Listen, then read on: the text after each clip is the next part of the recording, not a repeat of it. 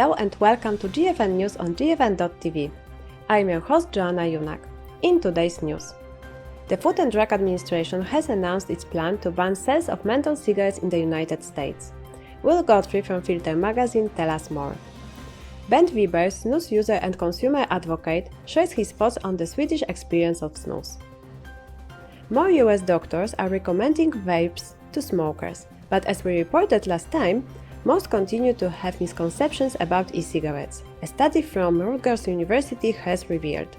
And after the news, Brent Stafford of RegWatch interviews Minton, a senior fellow at the Competitive Enterprise Institute and GFN-22 speaker. At the end of April, the FDA formally issued its rules for US ban on sales of menthol cigarettes. Let's cross over to Will Godfrey from Filter magazine for an update. What's the significance of this development, Will? This had long been flagged, Joanna. We were discussing it just a few weeks ago, of course. But now it's officially official after FDA Commissioner Robert Califf presented the plan in Congress. As well as menthol cigarettes, it would ban flavors in cigars.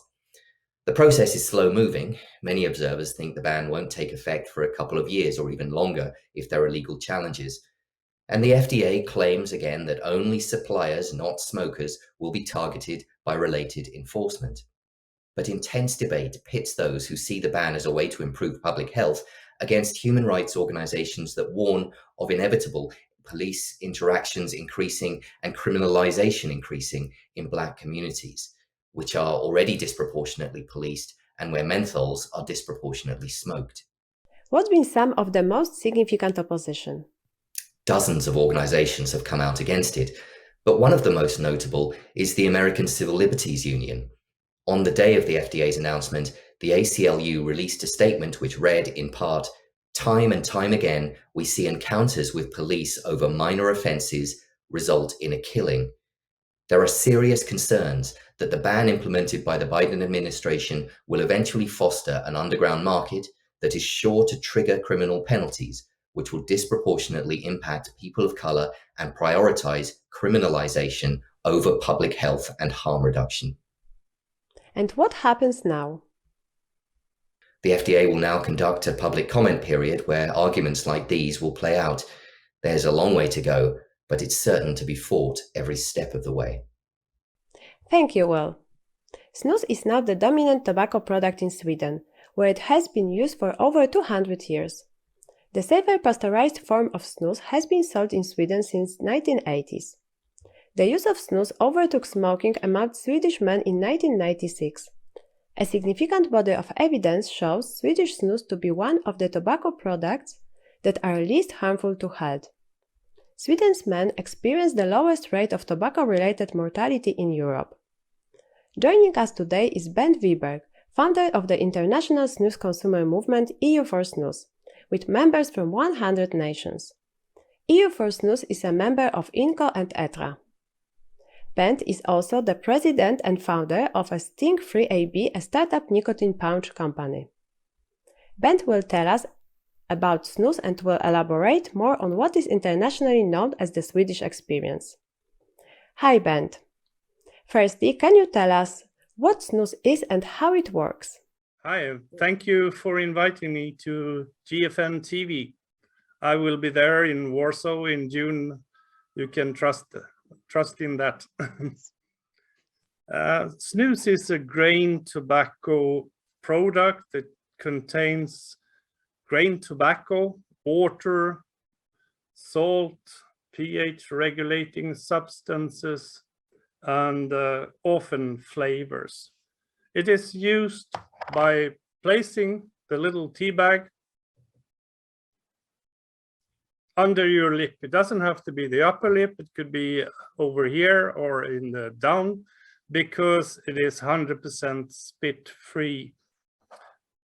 And the nicotine is absorbed through the oral mucous membranes of the mouth, the inner lip, the chins, and so on. And it's used for up to 1 hour, so it's quite economical. It doesn't require any electricity. It's a low tech, but it's a green tech, and each can contains 20 pouches. And it's also the product that has made Sweden almost reaching the WHO goal of a smoke-free nation, because in Sweden, only 5% of the men are daily smokers. We use snus in a much higher degree than we do cigarettes. And then we have, I also want to show what is called the modern cousin of snus. It's called a nicotine pouch. It's always white, and it has the same content as snus with tobacco, with the big difference that all of the tobacco content has been replaced by flavored plant fibers from the plant kingdom. But you use it in the same way. Place it under your lip and you enjoy the flavors and the nicotine. Snus is also very good in another way because it doesn't bother anybody else. We all know that vaping is perhaps 97–98% less harmful than smoking, but you know, there are regulations, so there are no smoking, no vaping in restaurants or in on public transport or whatever, whereas nobody can even detect that you have a snus, which means you can enjoy nicotine, stay away from smoking without problems and without bothering anybody else. Snus is used by all categories of people in Sweden. You can probably find a lot of doctors in the operating theater in the hospital enjoying a snus while performing a surgery, or a managing director or a construction worker or whoever. In Sweden, about 24% of all adult men use snus, and the rate is going up for women. Every second woman is now who try these tobacco-free nicotine pouches is actually a former smoker. So we are seeing smoking rates are dropping in Sweden and being replaced to a high degree by tobacco-free nicotine pouches. Snus comes in various strengths. You have snus from 0% nicotine all the way up to 43 milligram per gram nicotine, and the most common strength is 10 to 12 milligram per gram, which is equal to that of a cigarette. We've heard the phrase the Swedish experience. What is this, and what are the implications for tobacco harm reduction? The Swedish experience, I am not sure, but it could be that the expression itself was invented by Professor Brad Rodo of the United States. The Swedish experience is that in Sweden we are consuming just about the same average quantity of tobacco as the other countries in Europe. But instead of smoking it, we are much more higher degree using it in the form of a safer product, which is snus. So, as I said before, Swedish smoking prevalence among men is now down to 5%. If we look at Swedish young adults from 16 to 24-year-olds, smoking is down to 3%, which is fantastic. In Norway, it has even gone further. It's down to 1%. But looking at smoking prevalence is one thing. Looking at lung cancer, oral cancer, cardiovascular diseases, etc., Sweden has by far much lower prevalence than any other country in Europe. Very much thanks to snus and that we are not smoking. There was a huge study actually last year by the Karolinska Institute that gives the Nobel Prize in Medicine each year. I think it was about 448,000 construction workers that were followed for about time period, about 30 years. And the conclusion was that if you use 4 cans of snus or less per week, the chance of getting oral cancer is actually 35% less than a person not using snus at all.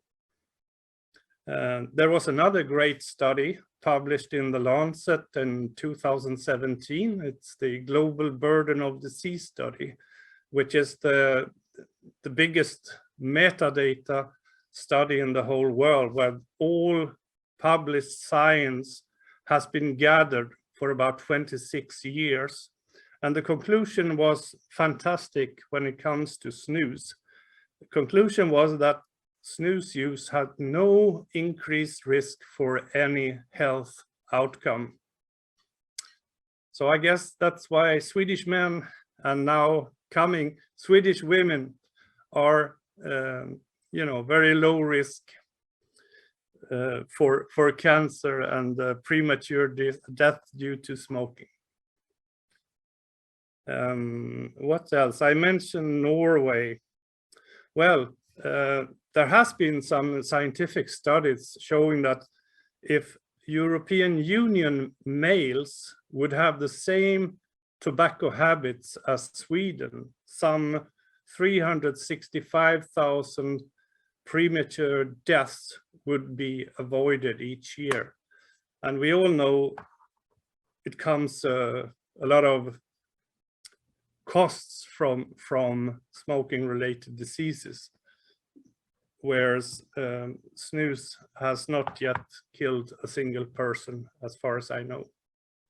In 2017, I was invited to United States, and I actually had the chance to ask FDA tobacco director, Mr. Mitch Seller, what he thought about, I asked him about his thoughts about the Swedish experience in snus, and he quoted several times that FDA absolutely understands the Swedish experience of snus based on nationwide epidemiological evidence. So we have today, I think, about 1.3 million snus or nicotine pouch users, and our population is 10 million. And I guess about 8 million are above the age limit of 18-year-olds. You are a founder of the international snus consumer movement EU for Snus. Can you tell us more about this campaign? The EU for Snus consumer crowd movement is totally unsponsored. It was founded by me and a German snus friend, Uwe Hille. And we started the hashtag EU for Snus. And now we have a great international community of snus users from 100 nations, including every nation in Europe, where more than 80% of us are former smokers who quit smoking for good thanks to snus. It's a great community. You find EU for Snus on Facebook, on YouTube, on Twitter, Instagram, and even LinkedIn. And we have men and women, everybody, of course, above the age of 18. But we have moderators from 18 countries, from India to Europe to the United States. Thank you, Bengt, for sharing your insights. We are going to return to you with more questions in the next episode of GFN-TV. According to a study from Rutgers University, many US physicians incorrectly believe all tobacco products are equally harmful and thus are less likely to recommend e-cigarettes for people seeking to quit smoking. Dr. Sudpat Wadan, a UK licensed medical doctor, shared some thoughts about this. In this paper recently published in JAMA in April 22, it reports on findings from a cross-sectional survey done amongst more than 2,000 physicians in 2018 and 2019. And physicians who were asked about e-cigarettes by their patients endorsed a harm reduction perspective. Or those physicians who had ever smoked were more likely to recommend e-cigarettes to patients. In hypothetical clinical scenarios presented to the physicians in the survey, the physicians were more likely to recommend e-cigarettes for an older, heavy smoker with prior unsuccessful quit attempts, and use of pharmacotherapy for a younger, light smoker with no prior cessation treatments. And I'm emphasizing on each of these words for a very specific reason. This survey, despite the fact that it's done 3 or 4 years ago, and the findings presented more recently, highlights a big gap in confidence and knowledge among physicians in the US, which is could be a result of many different things, but the very fact that electronic cigarettes are in that market for the last 10 years or plus are regulated to an extent under the FDA's Center for Tobacco Products.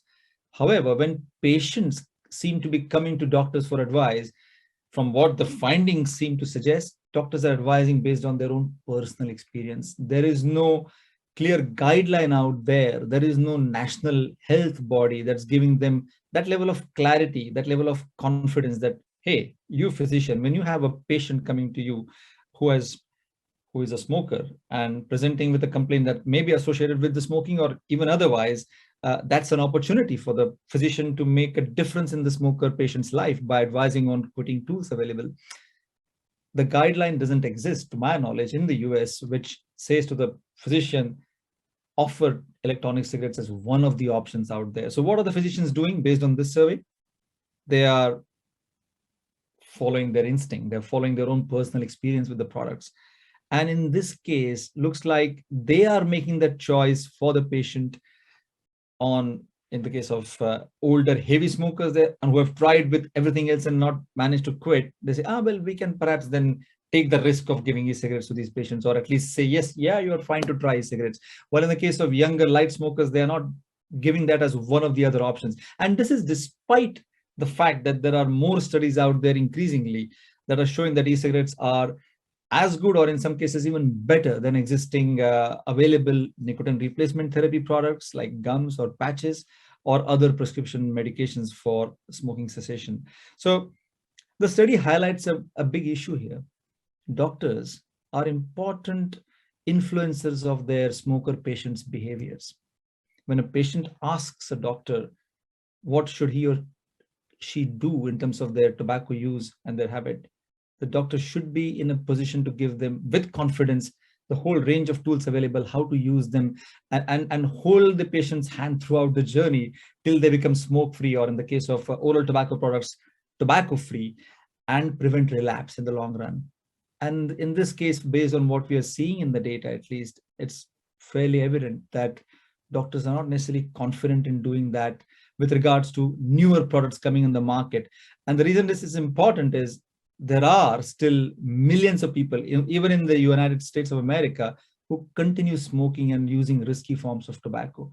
And the physicians have a big role to play in helping them quit these risky products for the good of the patient and their families and for the society.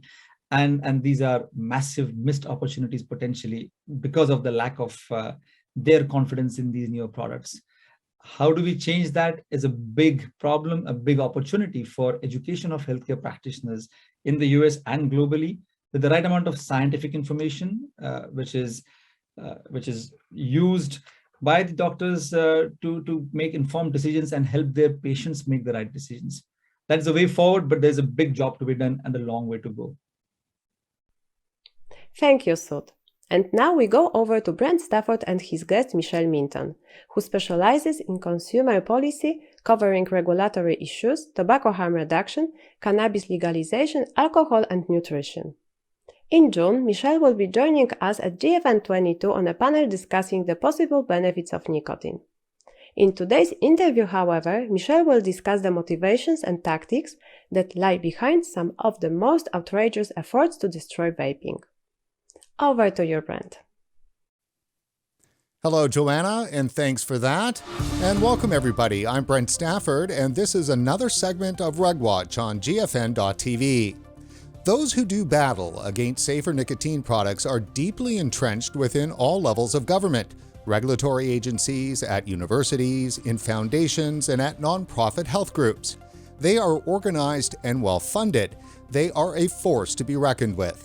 But thankfully, there are those who fight on behalf of adult access to safer nicotine products, and few fight more tenaciously than Michelle Minton, Senior Fellow at the Competitive Enterprise Institute in Washington, D.C. Michelle, thanks for joining us again on RegWatch. It's a pleasure to be here. So, Michelle, you're a researcher and a writer for CEI and have been covering issues around nicotine vapes for some time. Tell us a bit about CEI and its mandate and the types of regulatory issues you cover. Also, the Competitive Enterprise Institute, where I've worked for almost 16 years now, we're really, we're a regulatory think tank, so a shop that focuses on how we can fix the regulatory state to increase people's economic and personal liberties. So when it comes to those kind of regulatory issues, could you describe it as the sin issues? Oh, yeah, my particular wheelhouse, my expertise, for whatever reason, has developed around what we would consider the vice issues, which I include food in that as well, since anything that you could put a sin tax on. So that's gambling, food, alcohol, substances, including nicotine and cannabis.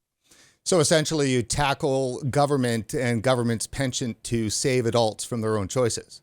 Yeah, really, whenever the government is trying to come in and do something for your own good, that's where I come in and say, maybe this isn't a great idea for whatever reason. So when government tries to keep you safe?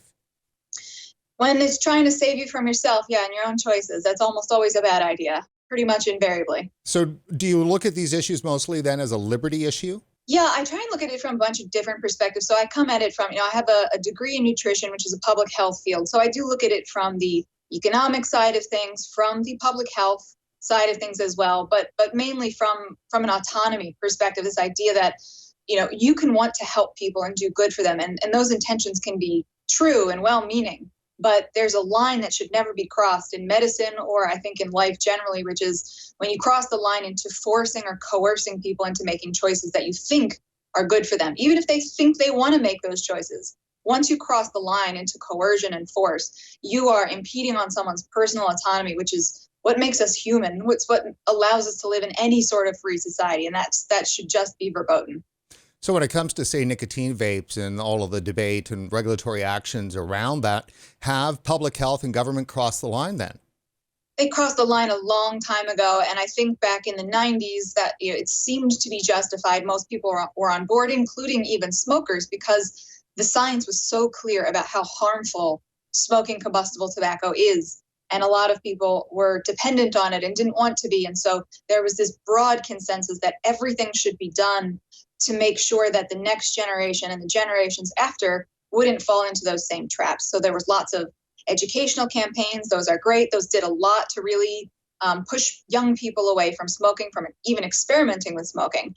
And then there were taxes and warning labels, and those, they started to creep up, especially with taxes that's fairly coercive, because if you're a person who's impoverished or you're on the lower end of the economic spectrum, sometimes, especially if you're dependent on a substance like nicotine and you think smoking is one of the only ways you can get it, that's a severe form of coercion where you're forcing people to choose sometimes between food and a pack of cigarettes. And then in the modern era, it's become even worse, even though we have more choices than ever, safer choices than ever for consuming nicotine.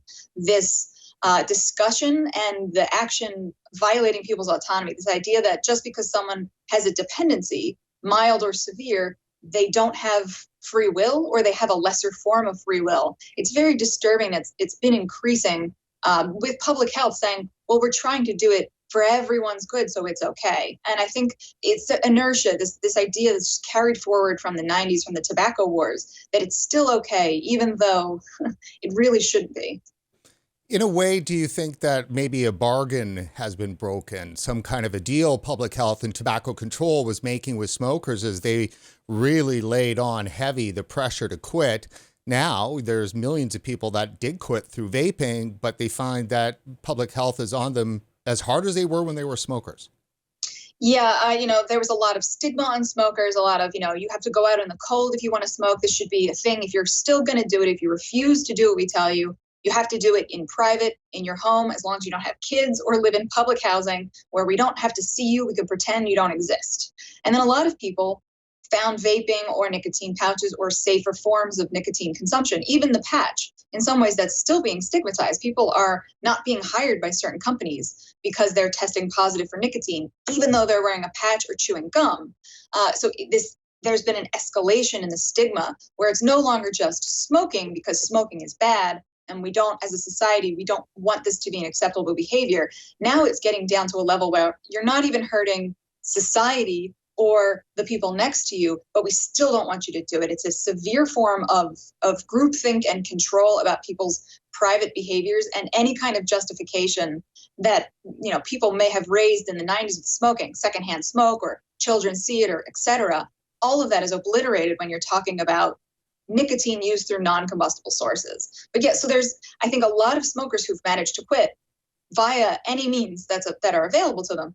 They are now faced at a world where they're being re-stigmatized. They felt like, I did what you told me to do. I'm not a bad person anymore, because a lot of smokers felt and still feel like they are bad people because they choose to smoke or they have a dependency on smoking. They said, I did it. I did the hard work. I switched to something safer.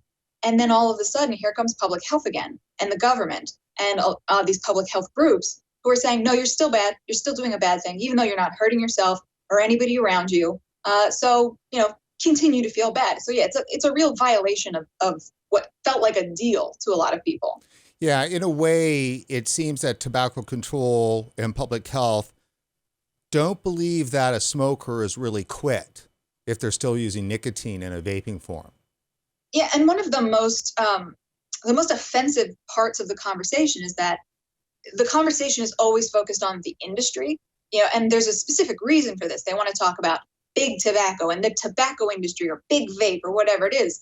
And they do that because it's a very easy villain, and they don't want to seem to be victimizing or villainizing the people who use nicotine. But that's what they're doing. And they do it even more so when they refuse to acknowledge what they're doing and how that affects the people who use nicotine still, whether they're smokers, vapors, nicotine pouch users, whatever it is. Let's turn to the concept of tobacco harm reduction. In your mind, what is it and why is it important?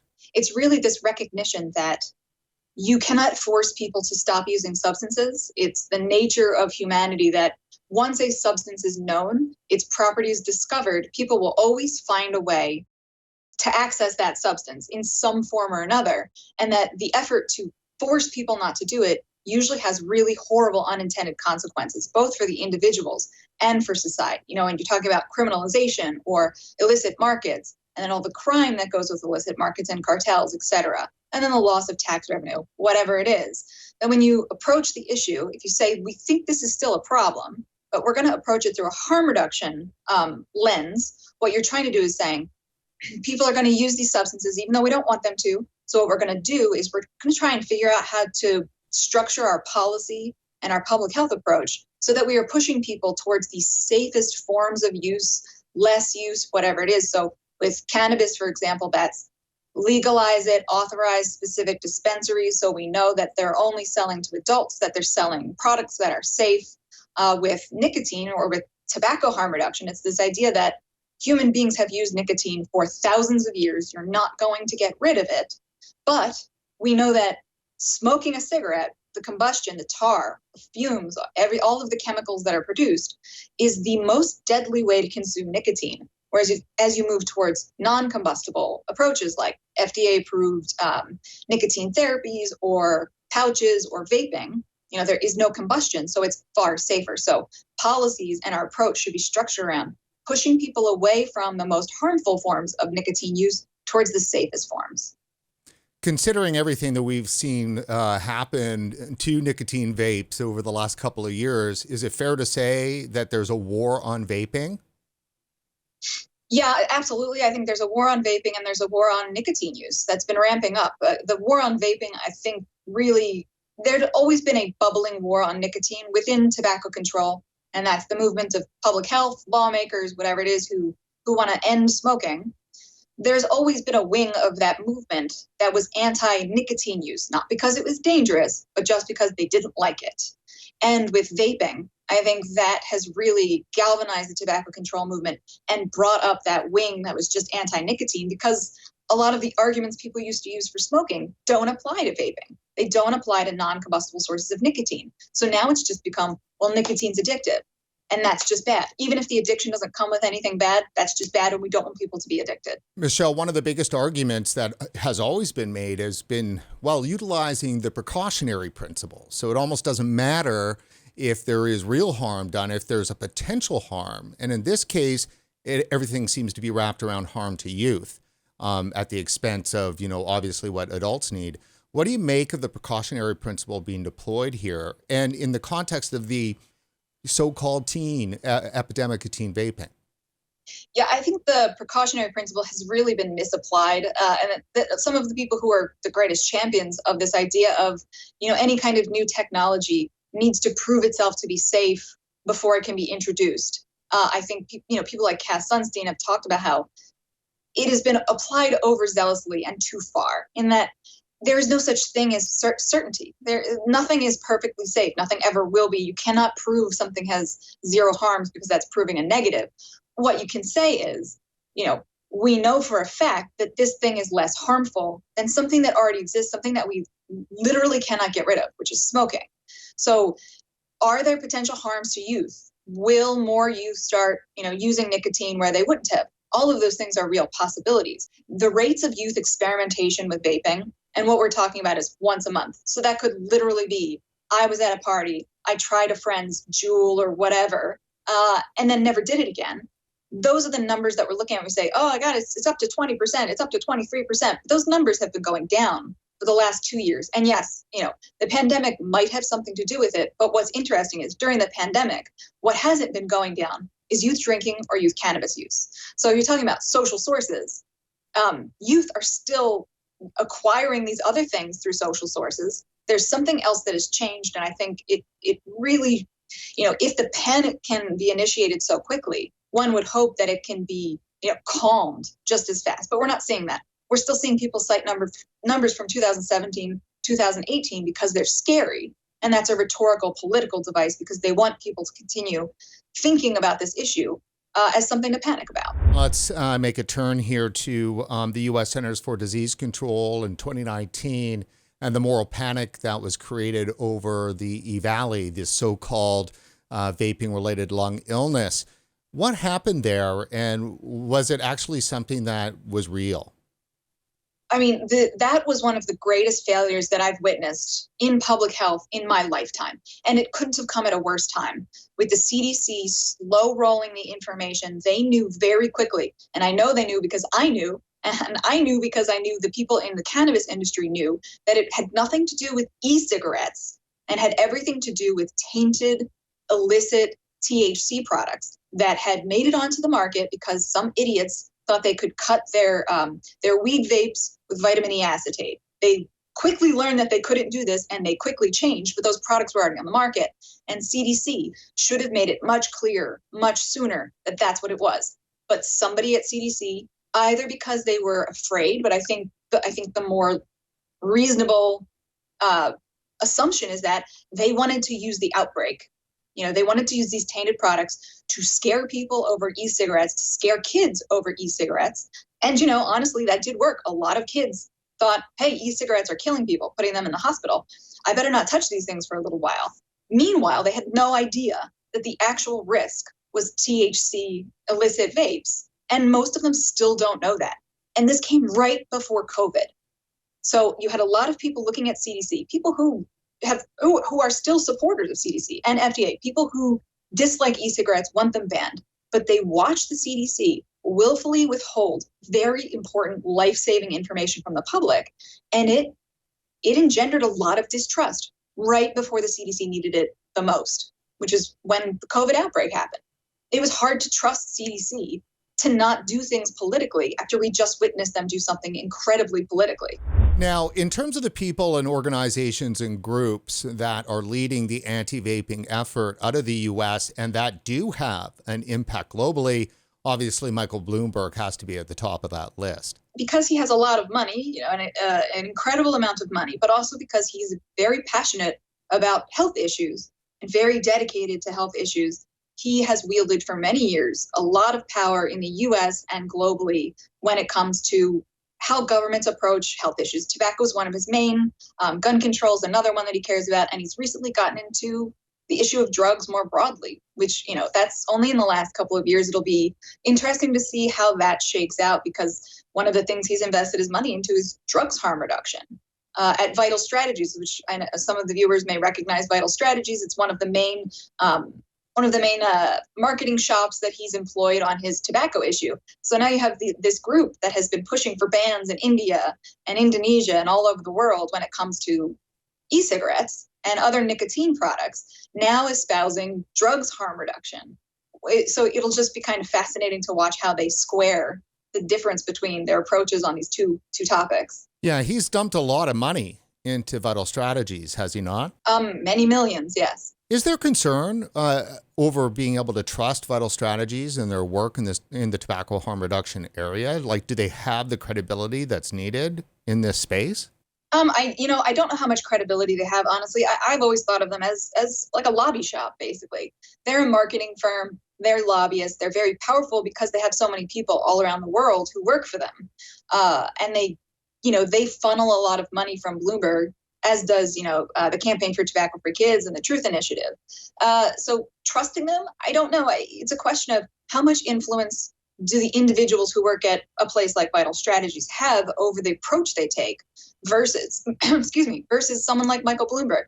From what I've heard and what I understand, Bloomberg Philanthropies has an extreme amount of control, a almost inappropriate level of control over the groups that they fund. Where if you don't do what Bloomberg Philanthropies wants you to do, you are not going to be funded again. So, especially if you're talking about groups in third world countries where money for philanthropy, philanthropic money for nonprofits is really scarce, that's a significant threat. Michelle, when we last had you on the show about a year ago, you had just come out with an article that was talking about Michael Bloomberg's, how did you frame it, philanthrocolonialism? The reason I called it philanthrocolonialism is because I see this as part of a long tradition in global public health, which is this Western perspective on health and how health is controlled through policy, and the role that individuals play and communities play in health.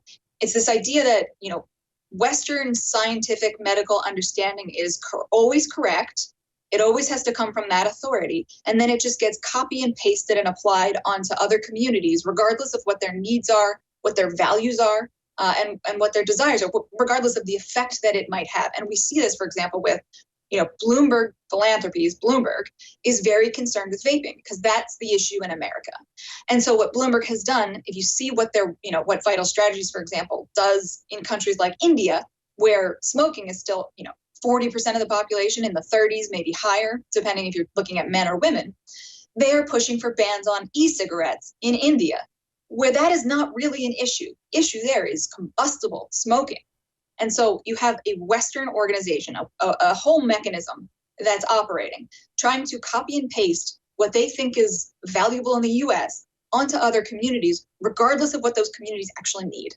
And so that's why I called it philanthrocolonialism, because this idea that Western authorities, Western physicians tell you what to do, you're too dumb to know what to do, you shouldn't have the right. And, to a degree, the World Health Organization has been doing this for a long time with their tobacco control compacts that they try and get all the countries to sign on to. Countries are supposed to be autonomous, just like people.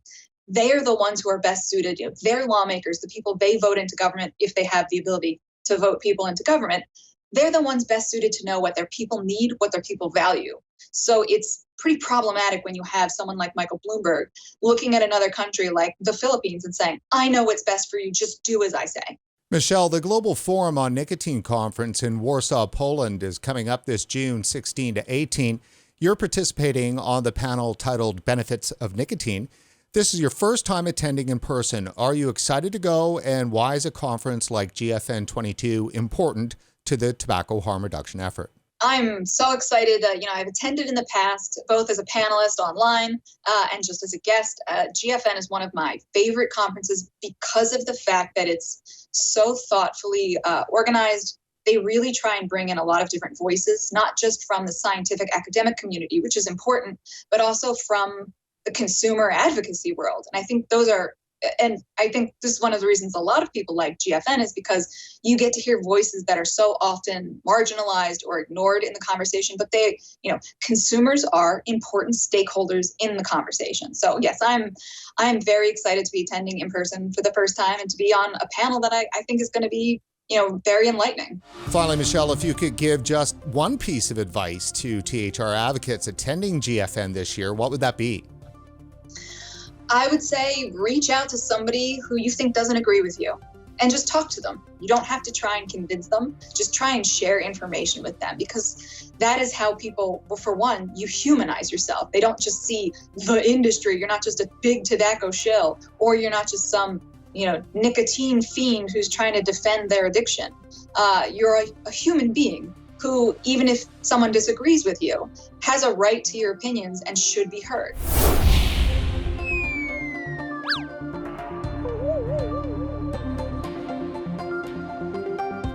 Well, that's it for this edition of RegWatch on GFN.TV. Joanna, back to you.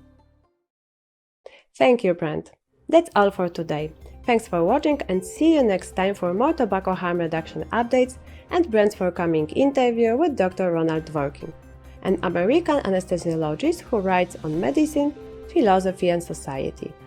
Thank you and goodbye.